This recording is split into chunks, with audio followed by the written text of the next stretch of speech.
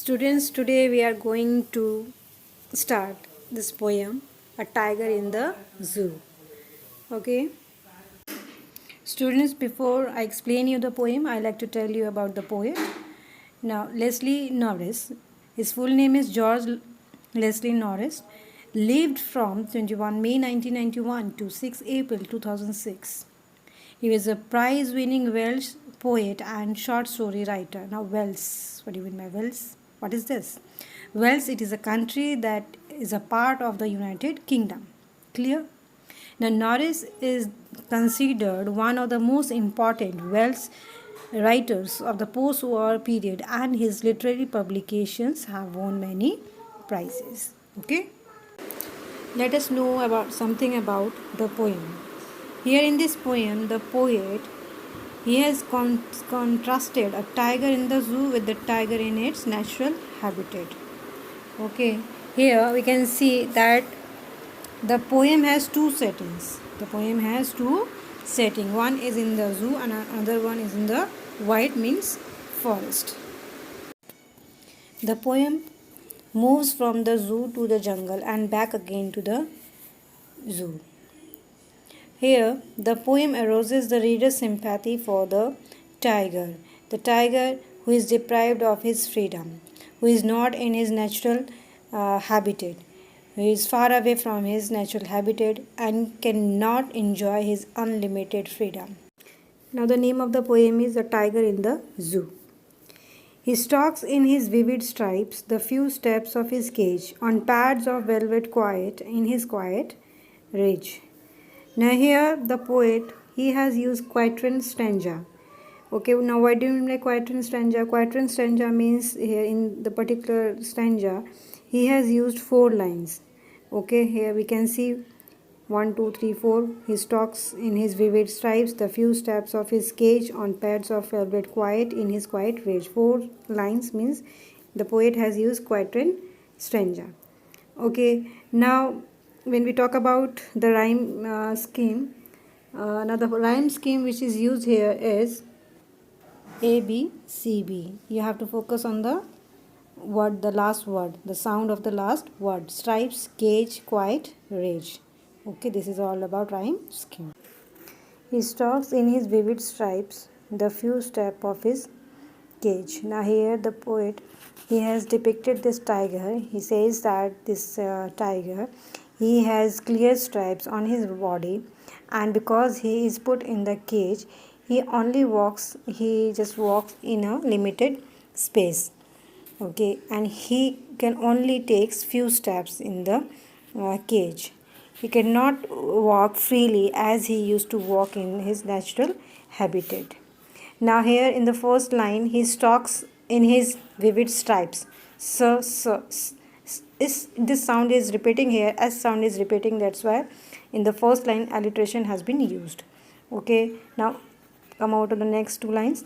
On pads of velvet quiet in his quiet rage.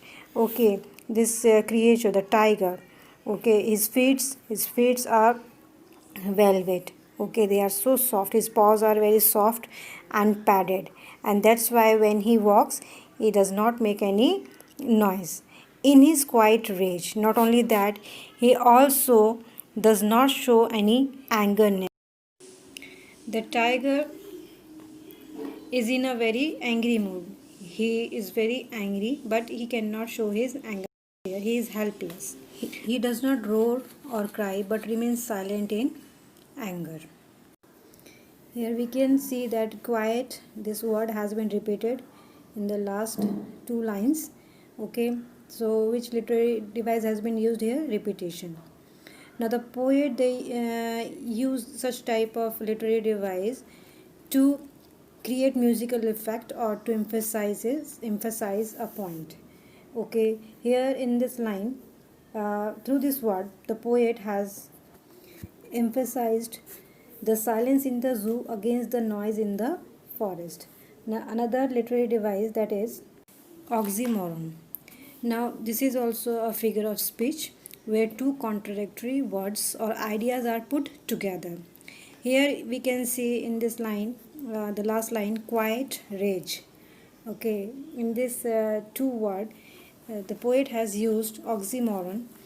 Okay, means here quiet and rage, these two words are contradictory, opposite to each other. Okay, and it is these two words are put together, as one is loud in a rage, not quiet. But the tiger is silent. He is silent. He is not showing his anger there. He has suppressed his anger. Okay, that's why literary device which is used there, that is oxymoron. Okay. Now answer the following questions.